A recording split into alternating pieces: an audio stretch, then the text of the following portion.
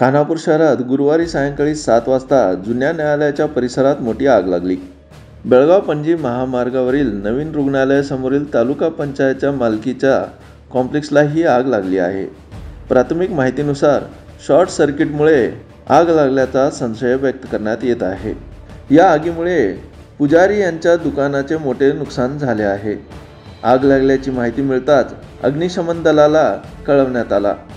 मात्र आगीत पुजारी यांचे संगणक साहित्य आणि महत्त्वाचे कागदपत्र जळून खाक झाले आहेत। जुन्या न्यायालयाच्या परिसरातील दुकानांना या आगीत लाखो रुपयांचे नुकसान झाले आहे। या आगीत अंदाजे 1.5 ते 2 लाख रुपयांचे साहित्य जळून खाक झाले आहेत। आगीत वकिलांच्या दुकानालाही मोठा नुकसान झाला आहे।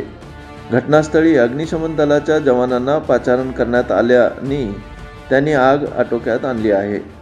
या घटनेची माहिती मिळताच माजी आमदार अरविंद पाटील, आमदार विठ्ठल हलगेकर व अनेक नेते घटनास्थळी धाव घेतले। सदर घटनेची नोंद खानापूर पोलीस ठाण्यात करण्यात आली आहे। प्रसन्न कुंभार, KMM मराठी, खानापूर।